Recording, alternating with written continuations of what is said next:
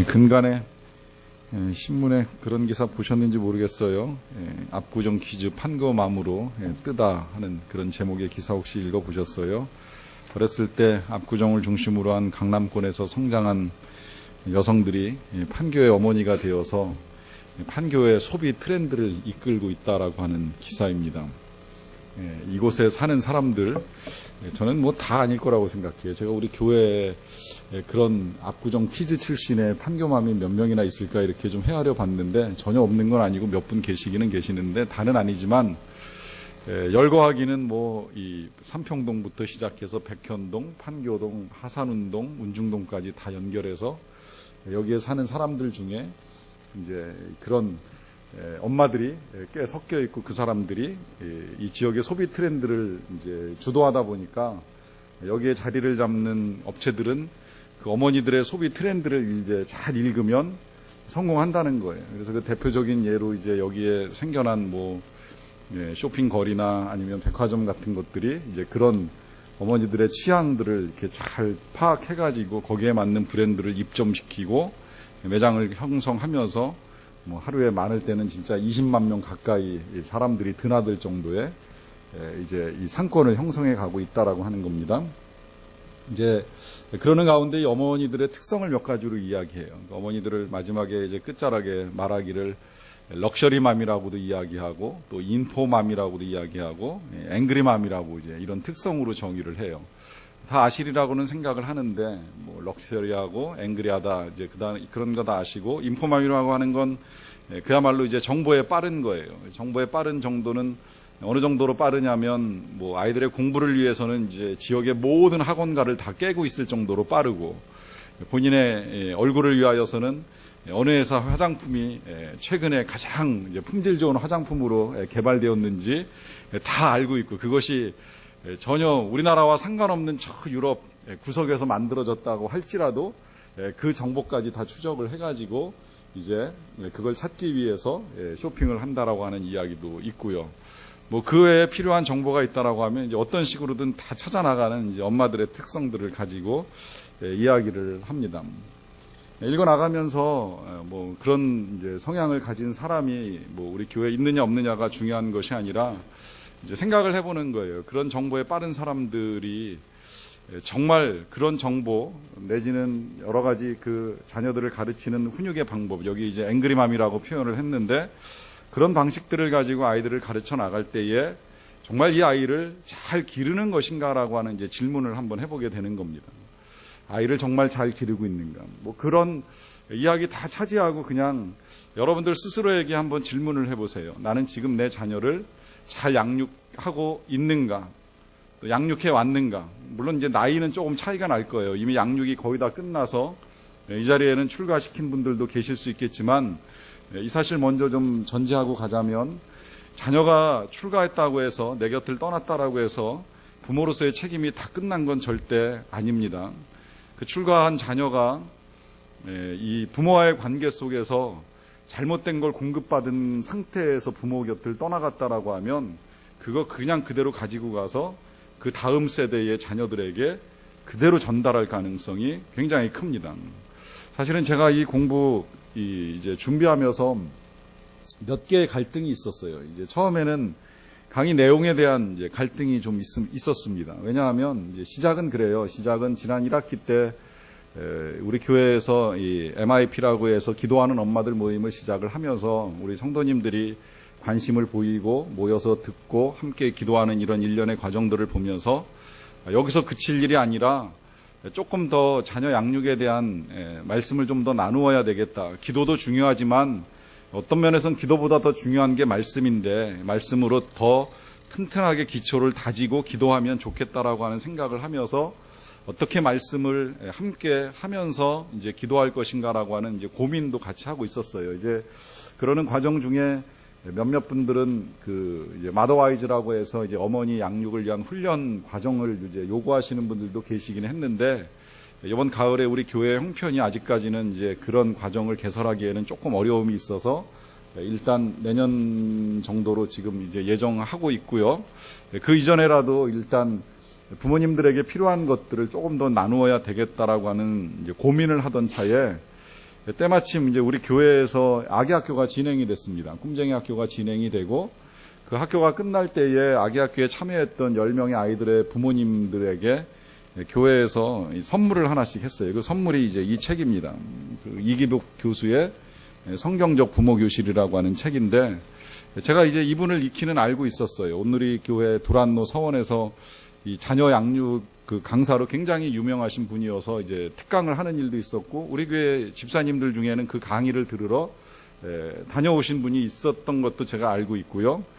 그분이 쓴 책을 저도 이제 한 권 받게 되고 그래서 읽어봤어요. 읽어봤더니 책 내용이 진짜 정리가 잘 돼 있어요. 저도 이 부모들을 위해서 언젠가 이 강의를 해야 되겠다라고 하는 생각을 하고 있었는데 그 생각한 내용들이 이 안에 너무 정리가 잘 되어 있어서 이걸 가지고 좀 교인들하고 따로 공부를 좀 했으면 좋겠다라고 하는 생각을 했습니다. 그래서 화요일이나 목요일 날 이 교실을 개설을 해서 별도로 이제 희망하는 사람들과 이 책을 가지고 공부를 할까 하다가 이제 그러다 보면 인원도 제한이 되고 또 이제 여러분들의 시간도 이제 2중, 3중으로 교회에 오셔야 되는 불편함도 생기고 하다 보니까 그럴 것 같으면 그냥 차라리 이 시간에 함께 다 같이 나누는 것도 나쁘지는 않겠다. 물론 질의하고 응답하는 시간을 가지지 못하는 단점은 좀 있겠지만 그거 이외에는 크게 문제가 될 것은 없으리라고 생각을 하였습니다. 근데 다만 이제 문제가 되는 게 한두 가지는 있어요. 첫째 문제는 뭐냐면 이 책을 저와 여러분들이 한 권씩 나누어 갖고 이제 읽어 나가면서 제가 설명해 가면서 내용을 전달을 하면 그 자체는 성경 공부니까 크게 문제가 될 게 없어요. 그런데 만약에 이거를 제가 이제 먼저 보고 이걸 가지고 스터디를 하고 난 다음에 이런 식으로 지금 이 자리에 서가지고 여러분들에게 강의로 전달을 하게 되면 이게 소위 요즘 목회자들에게 제일 많이 이제 문제가 되는 표절의 시비가 생겨납니다.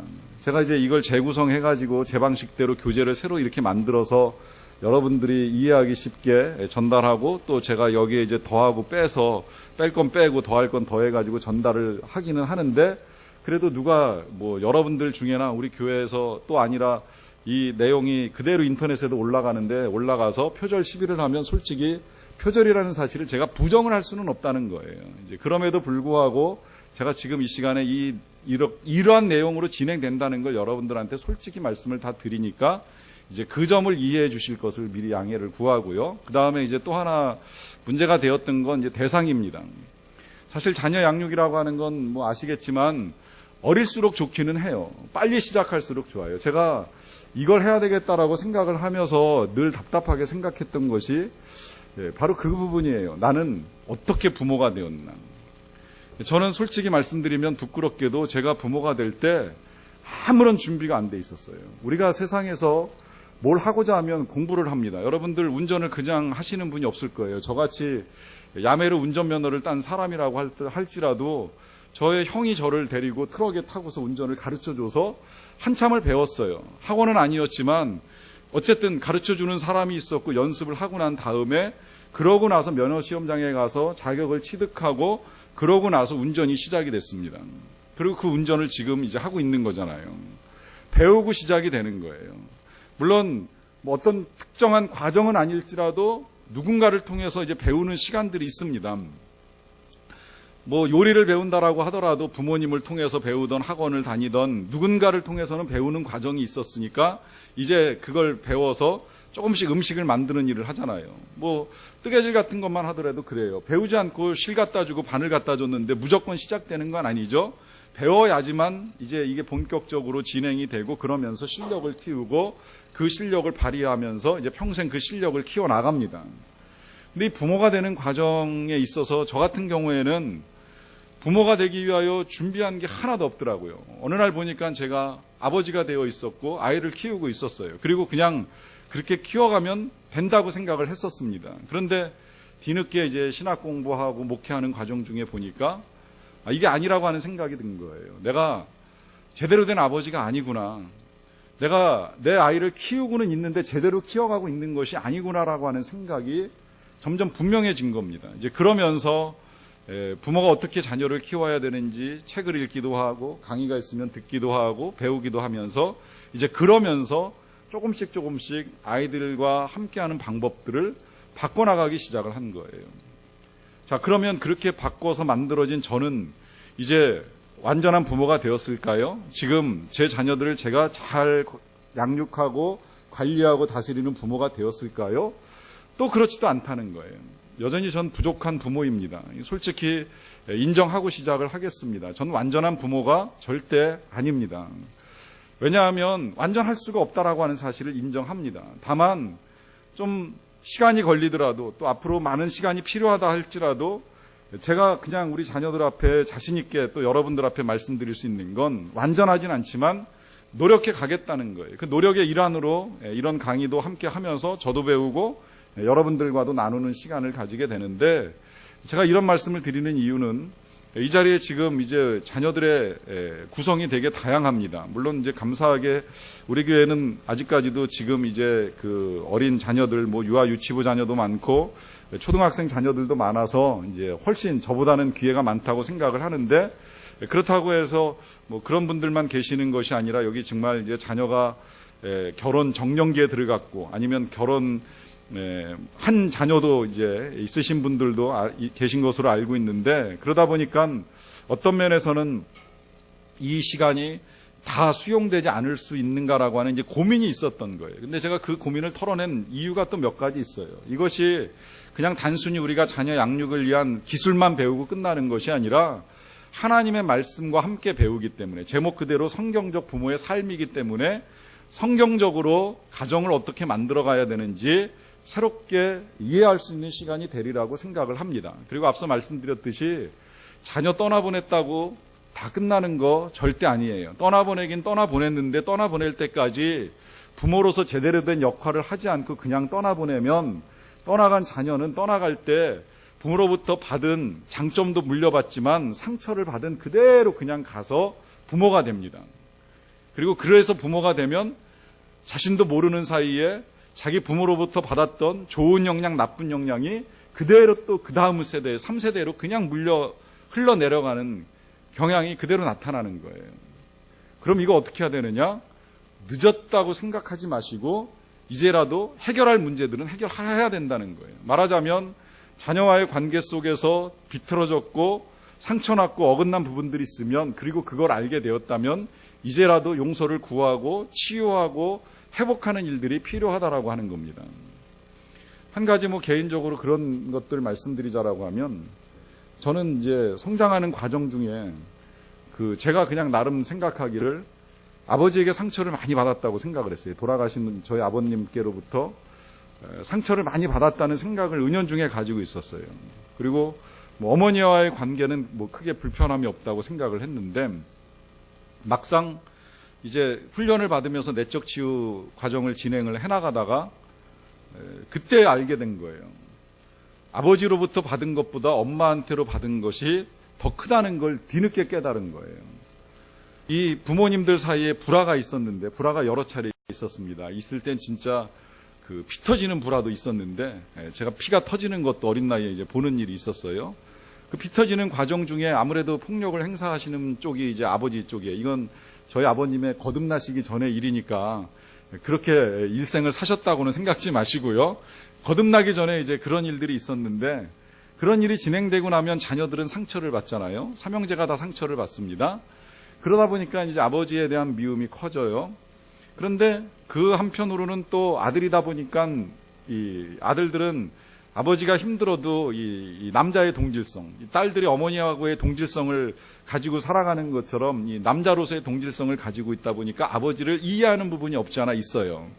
그런데다가 이제 아버님이 거듭나시고 이제 교회 생활 열심히 하시고 이제 이러면서 많은 부분이 이제 좋아지셨는데, 그러는 과정들을 견뎌 나가시는 어머니를 볼 때는 뭐 어떤 상처가 생기고 아픔이 있다 이런 생각을 전혀 하지 못했어요. 그런데 제가 목사가 되고 나서 안수도 다 받고 나서 이제 2005년도에 훈련을 받는 과정 중에 이제 내적 치유 이렇게 과정을 하면서 제 내면을 들여다보는 시간이 있었는데, 이 내면 속에, 저의 내면 속에 담겨진 상처는 아버지 쪽보다 어머니 쪽이 훨씬 크다는 걸 알게 됐어요.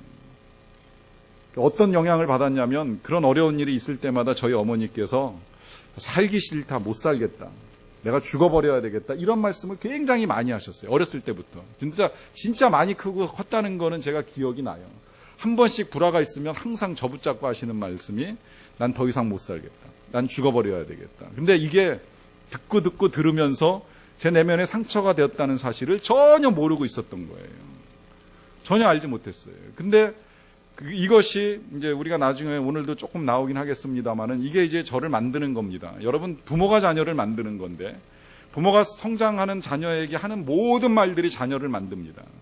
저희 어머니는 그런 생각 못하고 하셨을 거예요. 그냥 괴로우니까 하시는 말이잖아요. 아, 살기 싫다, 죽고 싶다, 그냥 끝냈으면 좋겠다 말씀하시는데 제 내면에 알게 모르게 쌓입니다. 이제 쌓이다 보니까 저도 어느 순간 때가 되면 정말 일이 힘들면 때려칠까? 그만둘까?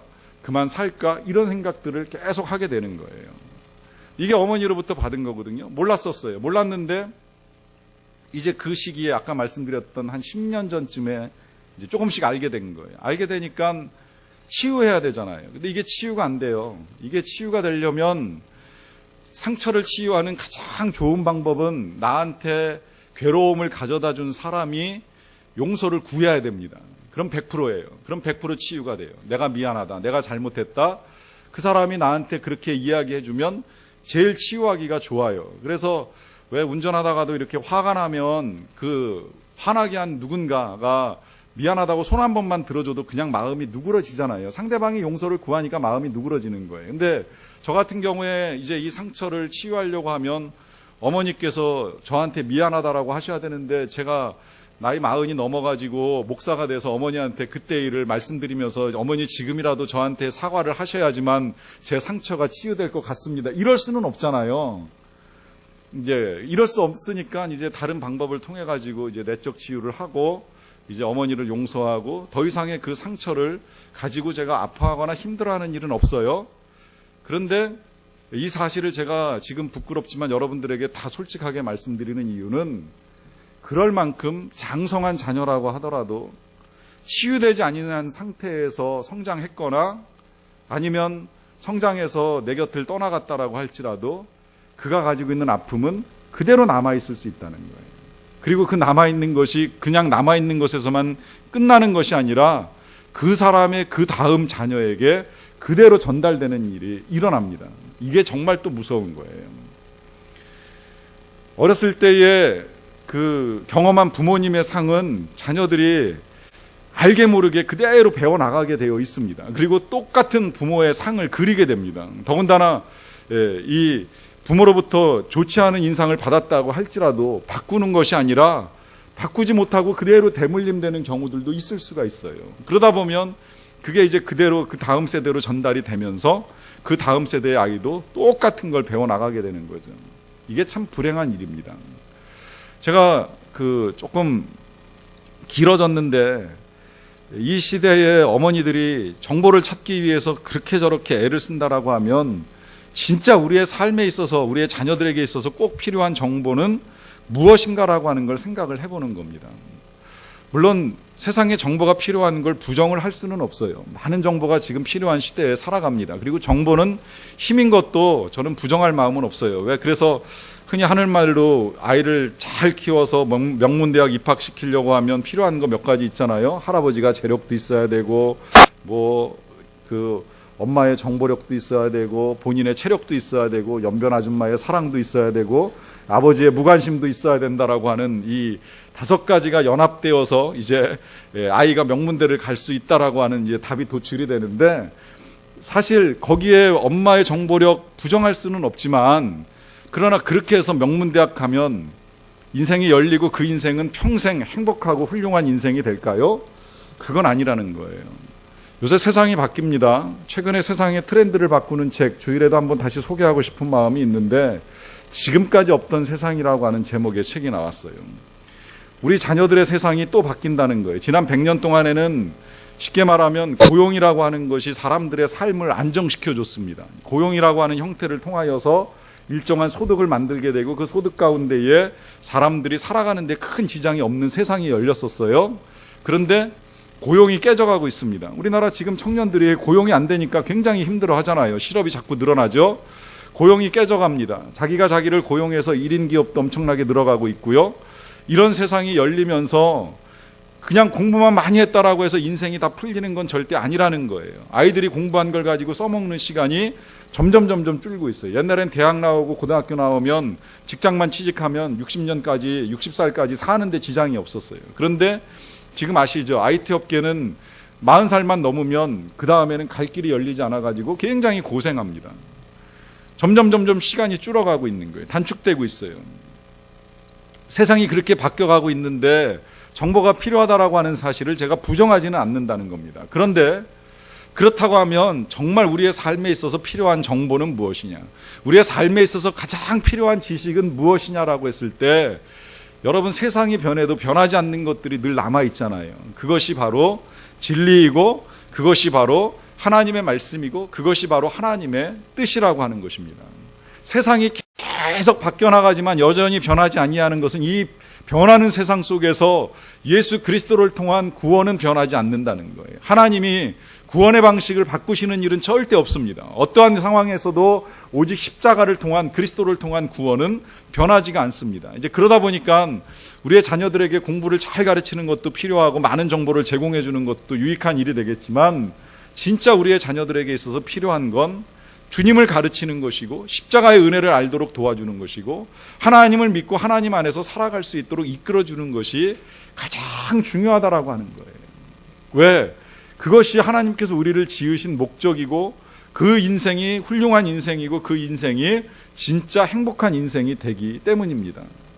그런데 안타깝게도 우리는 지난 시간들 동안에 생각해 보는 거예요. 여러분들 한번 질문해 보세요. 여러분들이 여러분들의 자녀에게 있어서 가장 중요하게 생각하는 것이 무엇인가 한번 생각을 해보세요. 내가 우리의 자녀를 어떻게 키웠으면 좋겠다라고 그리고 있는 그 그림은 무엇입니까? 좋은 대학을 보내고 싶으십니까? 아니면 좋은 직업을 갖게 하기를 원하십니까? 물론 그 자체를 저는 나쁘다고 생각을 하지는 않지만, 그러나 아무리 좋은 직업 가지고 있고 좋은 대학을 나오고 있고 열심히 돈 벌면서 잘 살고 있다고 하더라도 미안하지만 각성을 위해서 그냥 제가 리얼하게 말씀드리는 걸 양해하고 들으세요. 그래도 죽을 때 가서 하나님 모르면 지옥에 떨어질 수밖에 없습니다. 명문대학이 천국을 보장하고 구원을 담보하는 건 절대 아니라는 거예요. 평생을 살면서 훌륭한 직업을 갖고 훌륭하게 인생을 살았다고 하더라도 하나님 없이 살아간 사람은 결국은 하나님께로부터 멸망을 당할 수밖에 없다라고 하는 것입니다. 그런 면에서 우리의 자녀들을 위해서 우리가 정말 성경적으로 좋은 것을 가르쳐주고 좋은 것을 전해주는 건 참으로 중요한 일이 됩니다. 이제 그래서 제가 여러분들과 함께 한 10주 내외로 이제 이 성경적으로 우리가 우리의 자녀들을 어떻게 양육해 갈 것인가라고 하는 문제를 가지고 다루게 되는데요. 오늘은 그 시작점에서 이제 하나님의 관점으로 보는 겁니다. 하나님의 관점. 하나님의 관점으로 보는 것이 중요한 이유가 있어요. 그건 뭐냐면 하나님의 관점으로 봐야지만 우리가 우리의 자녀들을 정확하게 이해할 수 있기 때문입니다. 그래서 제일 먼저 이제 하나님의 관점으로 사람은 도대체 어떤 존재인가라고 하는 것을 가지고 시작을 하는데, 사람에 대해서 보는 이유가 있습니다. 그건 이제 우리의 교육 대상, 우리의 자녀를 어떤 존재로 볼 것이냐라고 하는 그 시각 때문에 그래요. 이거 다시 말하면 우리가 우리의 자녀의 존재를 정확하게 이해하는 눈높이가 맞아야지만 바르게 된 교육이 될 수 있기 때문입니다. 여러분, 이 눈높이 교육은 사실은 교회에서뿐만 아니라 세상에서도 굉장히 중요하게 생각하는 덕목인 건 알고 계시잖아요. 선생님이 학생들하고 눈높이를 맞춰야 된다 이야기를 합니다. 이 자체가 이제 브랜드가 돼서 이 브랜드를 사용하는 이제 그 교육 업체도 있기는 합니다만은, 어쨌든 교육은 눈높이를 맞추는 것에서부터 시작이 돼요. 그래서 사실 저도 그냥 노력은 하지만 잘 안 되는 것 중에 하나가, 가능하면 제가 알고 있는 걸 교회 성도들이 이해할 수 있게, 그것도 기왕이면 이제 초신자들이 가장 이해하기 쉽도록 전달하기 위해서 애를 쓰는데 쉽지는 않아요. 어렵지만 노력은 필요하다라고 하는 겁니다. 특히 자녀를 가르치는 데 있어서 어리면 어릴수록 이제 오히려 기회가 많다고 제가 말씀드렸는데, 아이들에게 어려서부터 말씀을 가르치고 예배를 가르치는 건 굉장히 좋은 일인데, 이와 같은 일들을 할 때에 절대 부모 수준에서 아이들하고 하지 마세요. 아이들이 어리면 어릴수록 그 수준에 맞는 예배를 드리시라는 거예요. 혹시라도 가정에서 예배를 드려야 되겠다라고 하는 마음이 있으시면 일단 서점에 가셔서 아이 눈높이에 맞는 성경부터 구매를 하세요. 요새 성경 진짜 잘 나와 있어요. 저희 딸들을 기를 때도 벌써 성경은 이 어린이 성경이 나왔고 그림 성경도 나왔는데 거기서부터 시작하는 거예요. 요새 아장아장 성경이라고 해서 첫돌 때부터 이제 그 볼 수 있는 성경이 나와가지고 그림 성경은 지금은 그건 잘 안 보이는 것 같아요. 색칠을 하는 성경이 있었어요. 우리 아이들을 키울 때는. 그래서 그거 갖다 놓고 같이 노래 하나 부르고 나서 그 성경책 펴가지고 칠하는 겁니다. 아이들하고 칠하면서 이야기하는 거예요. 이거 뭔지 아니? 설명해 주는 거예요. 그러면서 예배 드리는 거예요. 예배 드린다고 아이들한테 야 우리 가정 예배 드리자 그래가지고 찬송가 펴라. 그리고 여기 뭐 하였느니라 이랬느니라 저랬느니라 하는 성경 읽어가면서 예배 드리면 아이들이 알아듣겠습니까? 재미가 있겠습니까? 안 된다는 거예요. 눈높이 맞추시라는 거예요. 눈높이 맞추기 위해서 아이들에게 수준에 맞게 그렇게 이제 뭐 아장아장 성경, 그림 성경, 어린이 성경 하다 보면 청소년 성경도 있고 청소년 시절에는 제가 권장해드린 방법 중에 하나가 그 한영 대조 성경 갖다가 영어로 한번 읽어보는 것도 해보라는 거예요. 뭐 그러면 영어도 볼 수 있고 성경도 볼 수 있고 이거 양덕이니까 되는 거예요. 또 그런 방식이 하다가 지루해지면 그 다음에 이제 저희가 취한 방법 중에 하나는 아침마다 잠언을 매일 한 절씩 외우는 거예요. 잠언을 1장 1절부터 시작해서 계속해서 하루에 한 절씩 읽고 나서 그러고 이제 기도하고 이제 식사하고 이제 학교로 보내는 이제 일들을 하는 겁니다. 물론 지금 많이 잊어버렸어요. 거의 다 잊어버렸을 거예요. 기억 다 하겠습니까? 사실 말씀이라는 거 외웠지만 외우고 나서 또 돌아서면 잊어버릴 수도 있는 거지요. 그러나 안 한 것보다는 한 게 훨씬 낫고 그렇게 외우고 배우는 과정 중에 아이들이 갈수록 말씀하고도 가까워지고 하나님하고도 점점 친밀해집니다. 이게 유익이라고 하는 거예요. 이렇게 할 수 있는 만큼 눈높이를 맞춰서 하라는 겁니다. 조금 빗나갔는데 일단 우리가 제일 먼저 이해해야 되는 건 이제 우리의 대상을 아는 것인데 사람은 누구냐라고 했을 때 그 첫 번째로 오늘 우리가 읽은 말씀에 따라서 사람은 하나님의 형상으로 지음받은 존재라고 하는 것입니다. 하나님의 형상으로 지음받았다라고 하는 사실이 중요한 몇 가지의 이유가 있습니다. 그건 하나님의 형상을 가지고 있기 때문에 진리와 거룩을 추구한다라고 하는 것입니다. 진리와 거룩을 추구한다. 그리고 하나님이 우리의 마음속에 담아놓으신 영원과 영생에 대한 소망이 있다는 거예요. 그래서 우리에게 영원을 사모하는 마음을 주시고 이 마음으로 살아가도록 하셨습니다. 그리고 하나님의 형상을 가졌다라고 하는 건 사랑과 헌신이 가능하다라고 하는 것을 의미하고요. 그 다음에 또 한 가지 하나님의 형상을 가졌다는 의미의 가장 중요한 것이라고도 할 수 있겠는데 하나님과 교제가 가능하다라고 하는 의미입니다. 이게 참 중요합니다. 하나님과의 교제. 왜냐하면 하나님과 교제하는 삶이 가장 최고의 삶이 되기 때문입니다. 그럼 하나님과 교제하는 최고의 삶을 위하여 어떻게 해야 되느냐? 그것이 바로 우리가 우리의 자녀들을 성경적으로 양육시켜 주면 된다라고 하는 거예요. 그래서 우리가 지금 이제 배워 나가는 건데요. 이렇게 하나님의 형상으로 지음을 받았는데 시작부터 이 하나님과 교제해야 될 인간이 하나님을 떠났어요. 자기 마음대로 행하기 시작을 했어요. 그러다 보니까 인간 안에 찾아 들어온 것이 뭐냐면 죄성이 찾아 들어왔습니다. 죄성. 그래서 이제 우리가 로마서 배울 때 그 3장 10절에서 이런 표현을 봤잖아요. 기록된 바 의인은 없나니 하나도 없다. 이 의인은 없나니 하나도 없다라고 하는 이 말씀이 뭐냐면 모든 사람은 다 죄악된 성질을 가지고 태어난다는 거예요.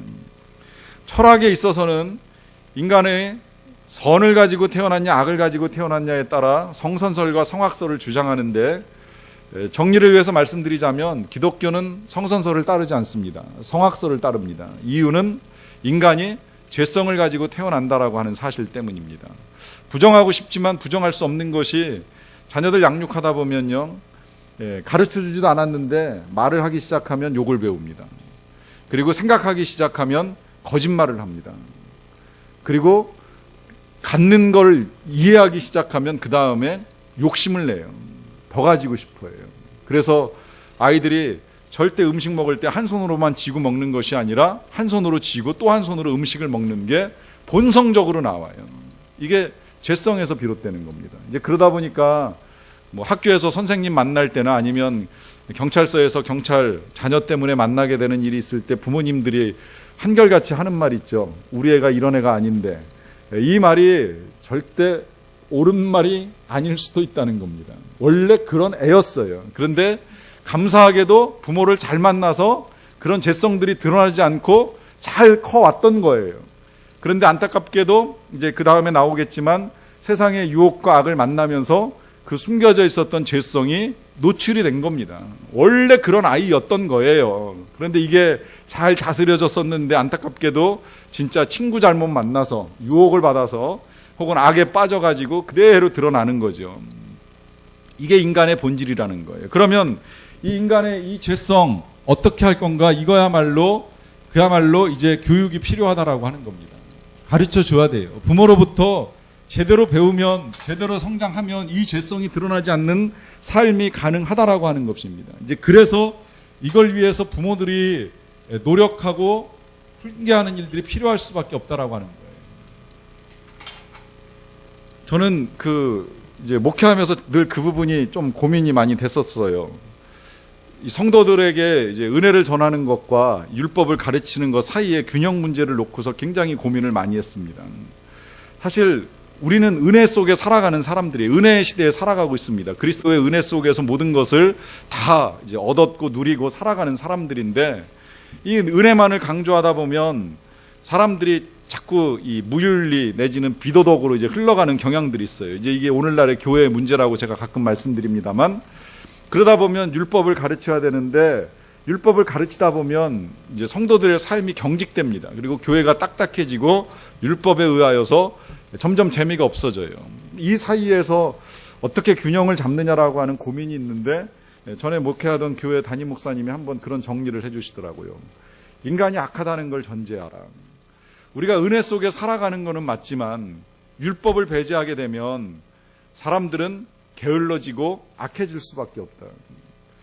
인정할 수밖에 없습니다. 그걸 이제 과학에서는 엔트로피 법칙이라고 이야기하는데 모든 질서는 무질서로 흐른다는 거예요. 이 질서를 다스려주지 아니하면 무질서한 방향으로 흘러갈 수밖에 없다라고 하는 거죠. 이제 그래서 노력이 필요하고 그 노력 속에 발전시켜가지 아니하면 안 된다라고 하는 것 때문에 우리가 자녀들을 가르쳐야 된다는 거예요. 특히 선하게 사는 거, 또 이타심을 가지고 살아가는 거, 하나님을 경외하는 이 세 가지, 선하게 살고 이타심을 발휘하고 하나님을 경외하는 세 가지는 반드시 가르쳐줘야 됩니다. 그래야 믿음을 가진 사람이 될 수 있고 다른 사람을 배려하고 도와줄 줄 아는 사람이 된다는 거예요. 그 다음에 이제 세 번째로 우리가 이해해야 될 것이 우리 사람이 사는 세상에 악과 유혹이 있다는 겁니다.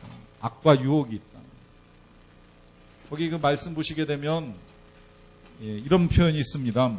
우리의 씨름은 혈과 육을 상대하는 것이 아니요 통치자들과 권세들과 이 어둠의 세상 주관자들과 하늘에 있는 악의 영들을 상대함이라 그래요. 이 말씀 속에서 우리의 씨름은 자녀들의 건강이나 혹은 육신에 대한 문제가 아니라 자녀들의 삶 가운데 보이지 아니하는 통치자들, 보이지 아니하는 권세들, 다시 말하면 이 어둠의 세상을 주관하고 있는 존재들과 하늘에 있는 악의 영이라고 하는 건 천상에 있는 악한 존재를 말하는 것이 아니라 보이지 않는 세상에 존재하는 악의 세력을 이야기하는 겁니다.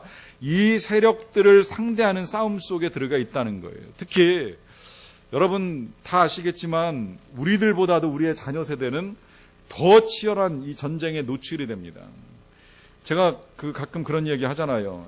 옛날 목사님들 목회하기 쉬웠다라고 하는 이야기 합니다. 그 이유는 목사님들이 할 게 없었어요. 뭐 텔레비가 있었습니까? 인터넷이 있었습니까? 그냥 정말 책 보고 기도하는 것 말고는 할 게 없었어요. 그러니까 정말 오로지 말씀 보고 기도하는 게 전부입니다. 그런데 지금은 다르잖아요. 지금은 TV도 있고 TV에 채널도 많고 인터넷 정말 무궁무진한 볼거리들이 열려있는 세상. 지금은 더 나아가서 이제 그 인터넷과 TV가 손에 있어서 정말 아무 때나 어디서나 열어볼 수 있는 세상이 됐어요. 지금 어쩌다 전철 타보면 제가 대학 다닐 때만 해도 전철 안에서 책 보는 사람 되게 많았는데 지금은 보니까 전철 안에 책 보는 사람은 한 명 정도 볼 수 있을까 말까 할 정도로 책하고는 거리가 먼 세상에 살아갑니다. 이 세상이 우리 자녀들의 세상이에요. 이 세상 속에서 그러면 매체들이 나쁜 건 아니지만 문제는 이 매체가 좋은 것만을 제공해 주지 않는다는 겁니다. 우리의 자녀들에게 얼마나 많은 폭력과 음란과 여러 가지 악한 것들의 많은 것들을 노출시키고 있는지 몰라요. 이런 세상 속에서 살아가는 데 있어서 우리가 우리의 자녀들을 정말 잘 가르치지 않으면, 잘 도와주지 아니하면 자녀들의 속에 내재되어 있는 죄성이 나오는 건 너무 쉬운 세상에 살아가고 있다라고 하는 거예요. 그러하기 때문에 우리가 잘 배워야 되고 잘 도와줘야 될 필요가 있다는 것입니다.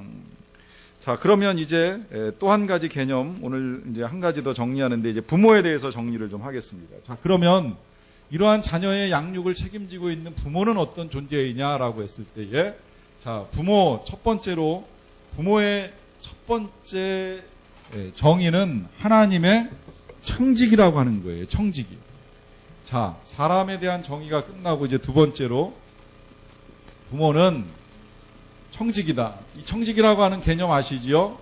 청직이는 주인이 아닙니다. 그러면 우리의 자녀들의 주인은 누구예요? 자녀들의 주인은 하나님이세요. 여러분들의 주인은 누구예요? 여러분들의 주인도 하나님이신 것처럼 우리의 자녀들의 주인도 하나님이시라는 거예요. 절대 우리가 주인이 아닙니다. 믿음은 딱 이거 하나로도 그냥 구분이 되는 거예요. 내가 주인이면 믿음 없는 겁니다. 하나님이 주인인 걸 인정하면 그때부터 믿음을 가지게 되는 거예요. 하나님이 왕이시고 예수님이 왕이시면 여러분들이 믿음의 사람이고, 아직도 교회는 다니지만 내가 주인이고 내 맘대로 하고 싶고 내 생각이 중요하고 내 마음이 중요하면 믿음 없는 거예요. 미안하지만.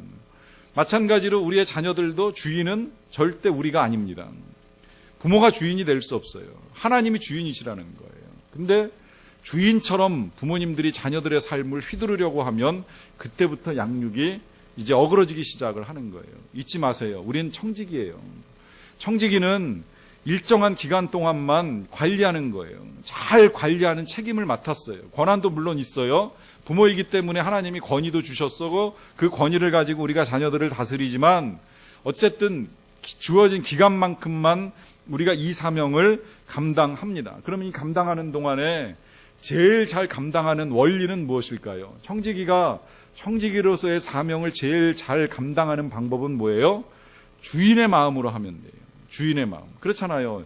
직장에서 직장생활 제일 잘하는 사람이 누구예요?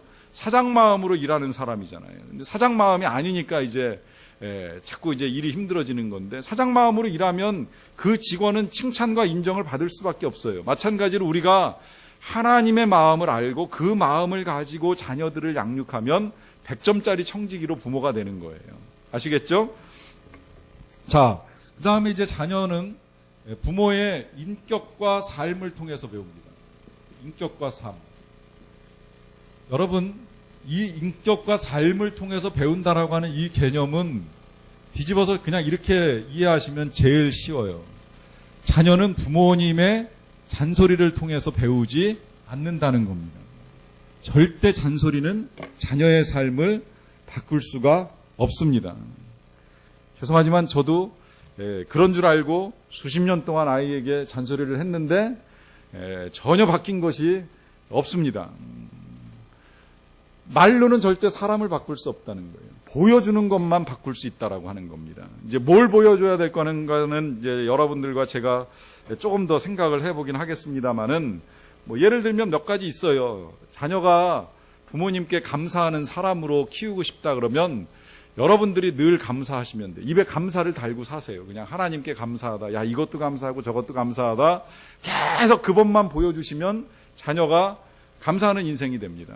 자녀가 여러분들에게 효도하기를 바라면 다른 거 없어요. 여러분들이 부모님께 효도하면 됩니다. 이게 지금 제가 제일 안타깝게 생각하는 것 중에 하나인데요. 이게 지금 거꾸로 가가지고, 물론 힘들기도 하지만 우리 세대의 부모들이요, 부모님께 효도하는 것보다 자녀에게 잘해주는 걸 더 크게 생각해요. 그런데 늘 이 이야기를 여러 번 하게 될지 모르겠습니다만, 자녀를 위하는 부모는 절대 그 자녀에게 효도 못 받는다는 거 잊지 마세요.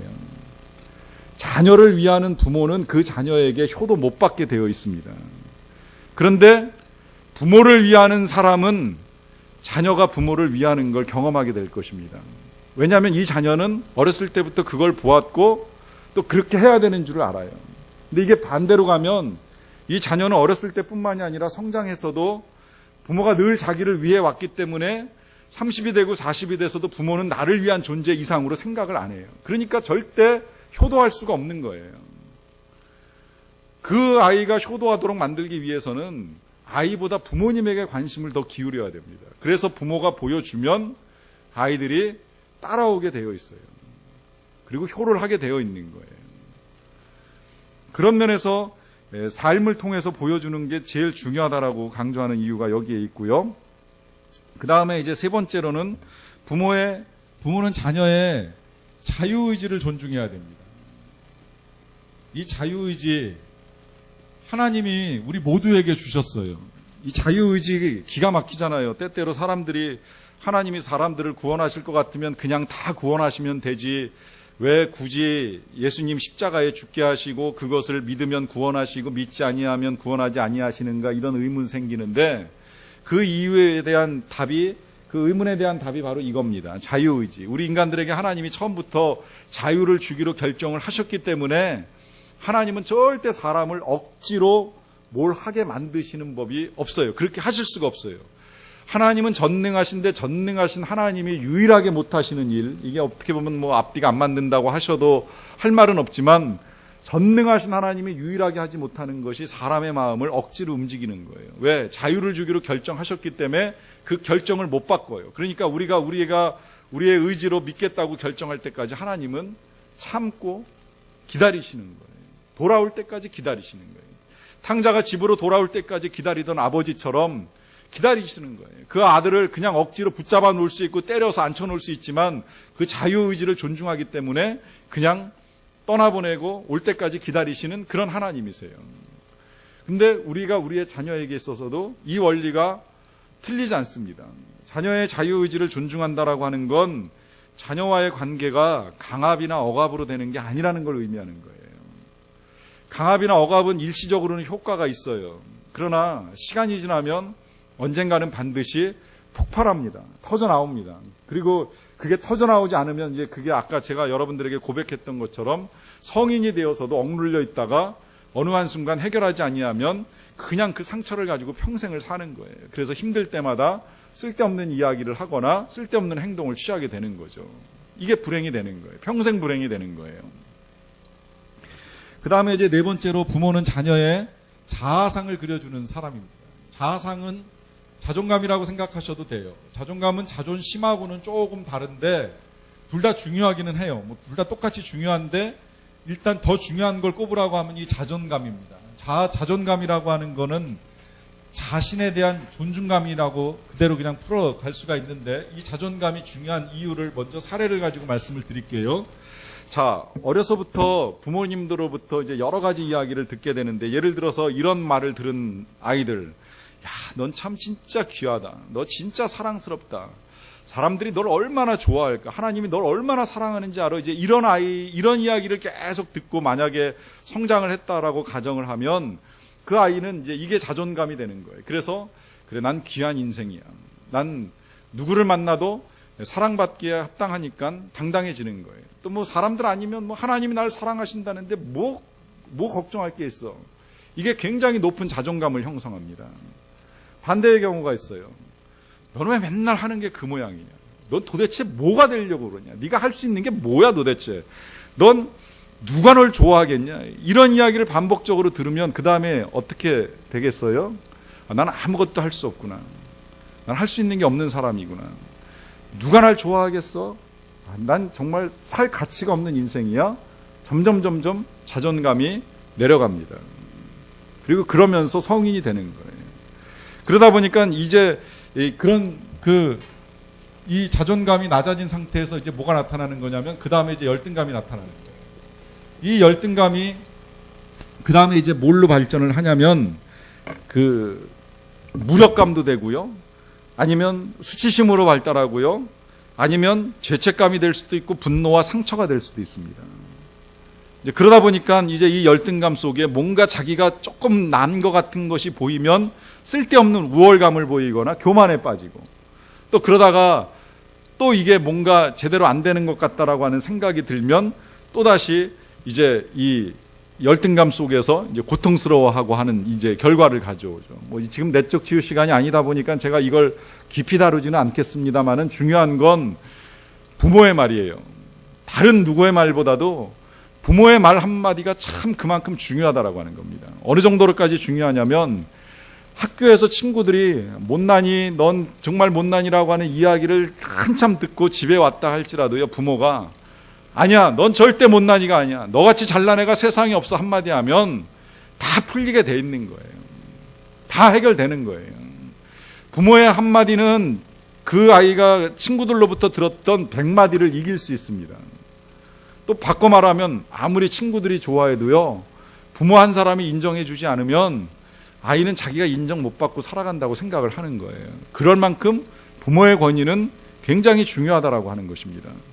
그래서 이 부모가 자녀의 자아상을 그려주게 된다는 거예요. 그 다음에 이제 또 하나 아셔야 될 거 있어요. 가정의 중심은 자녀가 아니라 부부입니다. 부부. 이것도 지금 오늘날 가정에서 이제 많이 혼란을 일으키는 부분 가운데 한 가지라고 할 수 있겠는데요. 가정의 중심은 절대 자녀가 돼서는 안 돼요. 굳이 순서를 따지자라고 하면 첫째가 부부고, 둘째가 부모고, 셋째가 자녀예요. 근데 지금 완전히 우리나라 순서가 뒤바뀌어서 첫째가 자녀고, 둘째가 부모고, 셋째가 배우자가 돼버리는 세상 속에 살아가는 가정들이 너무 많은데 되게 안타까운 일인데요. 여러분, 부모가 좋은 관계를 유지하지 아니하면 아이들은 정서가 불안해질 수밖에 없어요.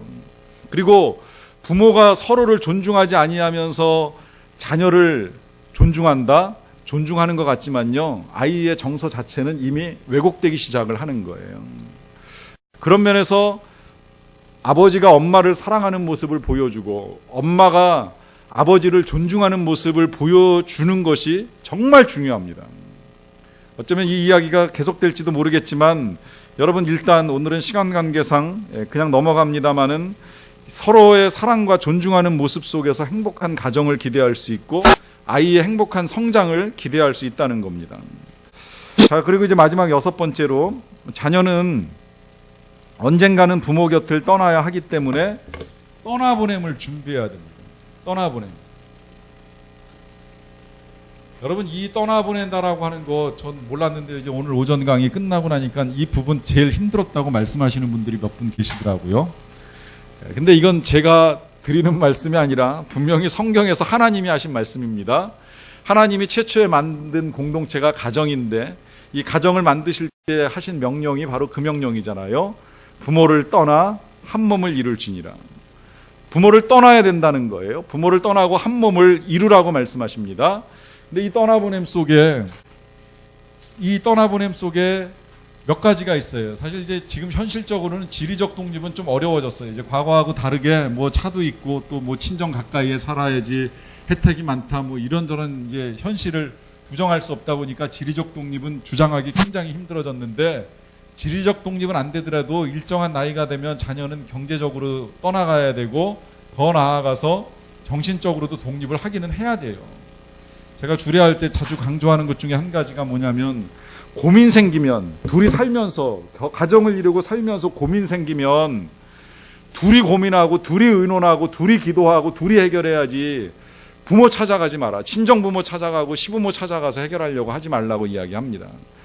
일단 가정을 이루었으면 부모를 떠나는 게 맞고 독립해야지 된다는 거예요. 그리고 그렇게 독립한 자녀가 진짜 부모를 위하는 거예요. 결혼까지 하고 나서도 이 걱정 저 걱정 가지고 부모 찾아가서 사네 못 사네 어떻게 해야 될지 모르겠네 고민 이야기하면 절대 효가 아니잖아요. 자녀된 도리가 아니잖아요.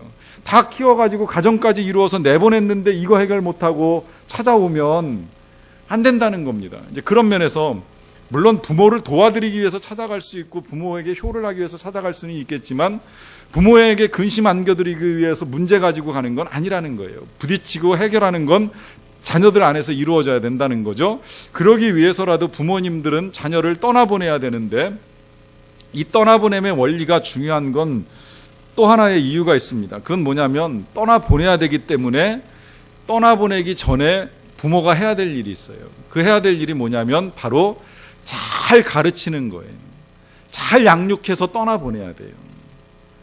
상처를 줘서 보내는 것이 아니라 잘 양육해서 떠나보내야 되는데 그 양육 가운데는 다른 어떤 것이 필요한 것이 아니라 사랑이 필요합니다. 충분한 사랑이 필요합니다. 자녀를 떠나보내기 전에 충분한 사랑을 줘서 잘 성장시켜가지고 떠나보내는 일이 필요하다라고 하는 거예요. 그러면 이제 어떻게 사랑해야 되느냐, 이 사랑에 대해서 사람들이 많은 혼란을 일으킵니다. 그래서 이제 앞으로 어떤 사랑이 진짜 건강한 사랑인지, 어떤 사랑이 왜곡된 사랑인지 그것도 볼 거예요. 그거 봐야 돼요. 왜냐하면 사랑이라고 하는 이름으로 실상 사랑은 한다고 하지만 사랑한다고 하면서 상처 주는 일도 많고, 사랑한다고 하면서 부담 주는 일도 많고, 사랑한다라고 하면서 혼돈에 빠뜨리는 일도 많기 때문에 진짜 사랑이 뭔지를 우리가 정확하게 알고 사랑할 수 있어야 돼요. 어쨌든 지금 중요한 건 자녀들하고 충분한 사랑을 하고 떠나보낼 준비를 하는 것입니다. 그래서 자녀도 행복하고 부모도 행복한 삶을 만들어갈 수 있는 저와 여러분들이 되기를 간절히 바랍니다. 오늘은 제가 기도하고 마치겠습니다.